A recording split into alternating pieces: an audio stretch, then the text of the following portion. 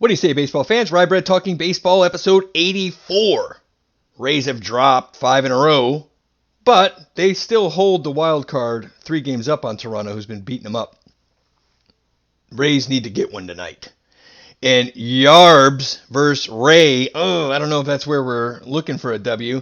We picked Vladdy to go deep tonight in the Topps Challenge, the Topps Home Run Challenge. And we also have Lindor, a doubleheader, one of which is against Cole, and Tatis. I expect some fireworks from Tatis on 4th of July. The guy's a superstar. He knows how to perform under the big lights.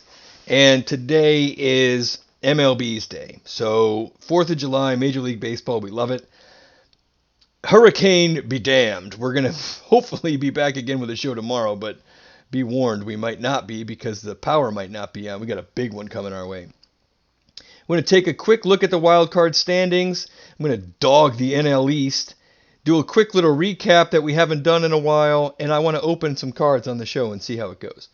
First of all, the Rays just need to get a couple of W's and string it back together. It's not like it's a poor team. They're not a bad team.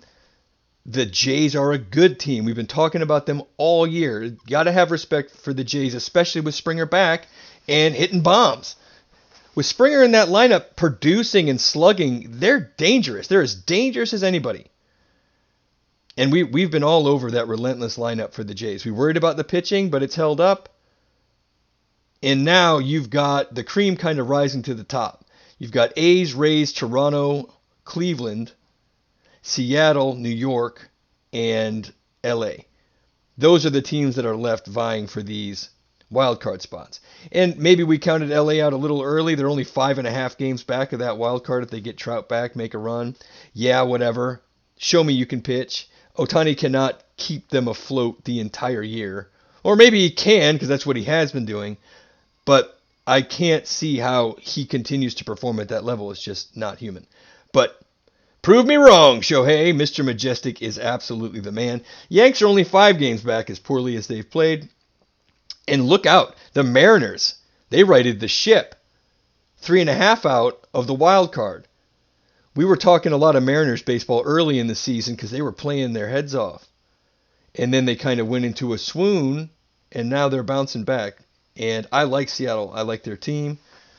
Toronto, though, man, it's going to be tough to fend them off. The A's in Houston been trading back and forth up at the top of that division. I think the Houston Astros are just too tough. I think they're going to win that thing. We had the Red Sox winning that division. We said it many times. I wouldn't be surprised if the Rays or the Red Sox end up with that wild card, but man, it makes sense to want to win that division, doesn't it? You don't want to be in these playoff games to get into the wild card and burn up your pitching, especially if you're the Rays. So, other notes. The Cubs have lost 8 in a row, and we were talking about how they might be in the mood to sell. And Kyle Hendricks would look good in a Rays jersey about now, but there's going to be a long line of suitors for him if the Cubs continue to throw up all over themselves. But at least they're not the Cardinals 10 games back. Since Flaherty went down, the Cardinals have been in a tailspin, and our Brewers, winners of 11 in a row, are now sitting 8 games up in the NL Central. Go check the statistics, bro. Unreal. Speaking of 8, it's 11 in a row for the Brewers. They're 8 games up. The Dodgers have won 8 in a row, and they're creeping up on the Giants. It's a half-game lead for your San Francisco Giants, the leader of the NL West for the majority of this season. Virtually all of it, save a few days here and there. But LA is playing strong, and we knew it was going to happen. They're too deep, too talented, and of course you knew LA was going to at least be in the mix late. Another thing, National League East, garbage. The Phillies were talking about, it's the toughest division in baseball.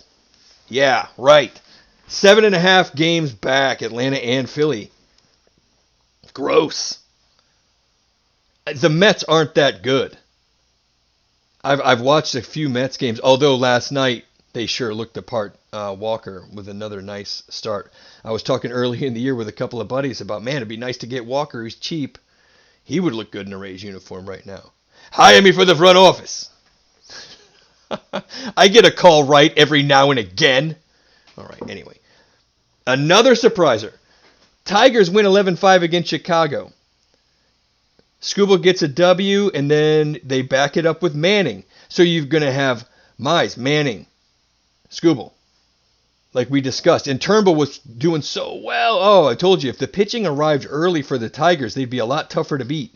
And the White Sox have had their hands full with the Tigers all year. And it's Giolito at Manning today. Of course, the number is going to be skewed and coming off a loss.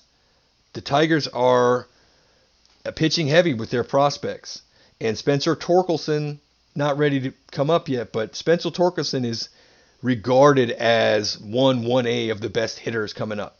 Wander, now that he's in the pros, I expect Torkelson to rise to the top of that prospects list, assuming that Wander sticks around. They didn't bring him up to send him down.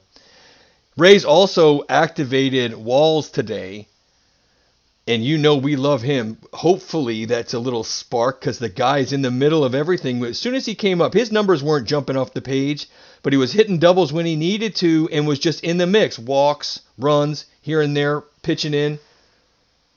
And I think that's going to help us.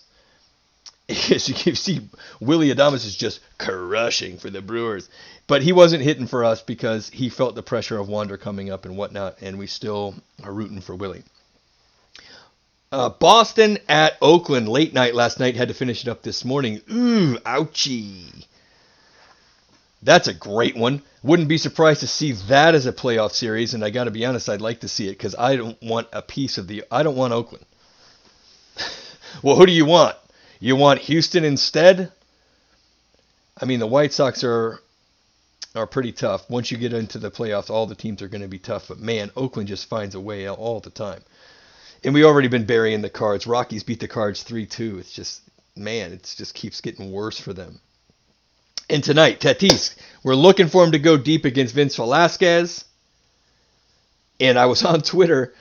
The Tommy Pham fading shade has gone away since he's been lighting it up, and then all of that animosity is kind of switched over to Hosmer.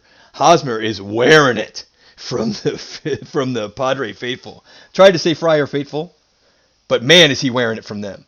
But his negative war probably gives them some incentive. He's making a lot of money to have a negative 1 war or 0.9. He's not playing well. He got hot a little bit for them, but oof, that's a lot of money to pay for intangibles, if you know what I mean. I think they could do better than Hosmer, but he seems to fit in with the clubhouse, and I'm not worried about the Padres, man. The Padres are as exciting a team as we have in the league, and of course, I've got extra incentive today, hoping that Tatis hits a home run, sends me to the home run derby next year. All right, that's enough with the baseball talk. If you want to tune out right now, get at me on Twitter, at RyeBread0844. And this thing always likes to turn off on me right in the middle of my show. What are you going to do? I want to see how this card thing plays when we open it live. So here we go. The plastic is coming off. And let's have a quick peek, shall we, at this gorgeous set of cards. I'm going to open 2 packs. I'm going to open the special pack. You get a special insert with these. You get a chance at a numbered card. You can tell which one is thicker. This is why it's hard to buy retail packs, because when people see these stuffed out packs, they know which is which. You can tell which one is the hit. But these aren't always good. You have to get the numbered version of that base card. So let's just take a look at a simple pack. Now, opening packs 101. I don't have the gloves on, but I have clean hands. Watch this. You see that? They open. You don't have to rip. Boom.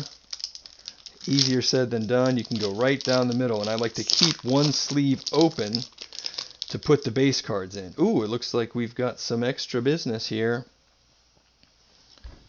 The top part, these are all base cards at the top.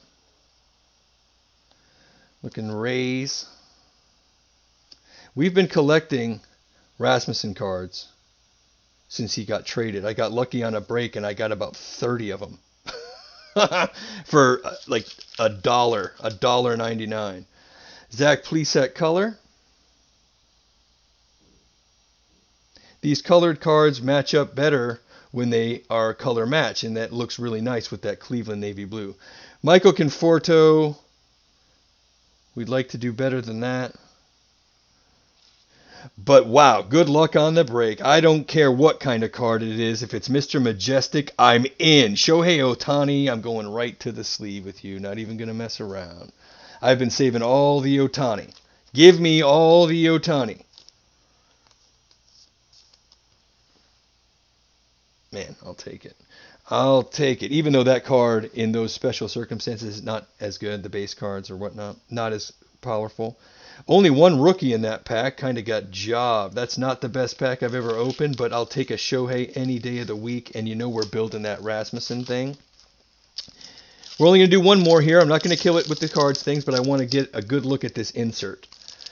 Who is going to be our patch card? Remember, these things cost $20 in the store, and they cost $35 online. Let's jump ahead. We'll let you guys off the hook here. Who's it going to be? Mr. Clemens. Old Raj. Not numbered. I only have 2 of these numbered. When they're not numbered, they aren't worth nearly as much, but I'm trying to collect all of them. Ooh, we were speaking about old Jack Flaherty last time. It's a nice looking card for somebody who's not playing. And, ooh, Alec Bohm. This is one of the, if not the most valuable rookie card in the Series 1. So this is a special Alec Bohm rookie. These things go for, I don't know, $5, $7 online. It's a pretty looking card. Nice color match there on the fade out. Real nice. And then, as we pack through, let's hope we get a couple of rookies here, and I'll let you guys off the hook. We're going to plan on doing these opens. I'll switch the camera around so you can see all the cards. A couple of rookies here. Just look for the old RC in the corner. You'll be there. Jose Garcia for the Reds. So not the most exciting packs we've ever opened. But anytime you get a Shohei, I'm down for it. And that Alec Bohm is actually would pay for the pack if you had got that one on your own. So here we go. We're going to try and do it a little bit more each week. If you guys have any card questions, please get at me. Let me know. Ran a little bit long today. Don't forget, if you're in Tampa, St. Pete, Clearwater, head over to Bascom's Chop House for a great steak and a glass of wine. Tell them I sent you. You might get a hooked up. And then, of course, Bravo Beach Resort, Siargao Island, Philippines. Man, do yourself a favor. Get out there and then maybe head over to Pirate Castle for a little party. Those dudes know how to do it. All right. Way too long today. We're going to do 162. See you tomorrow. Hopefully, Hurricane Elsa.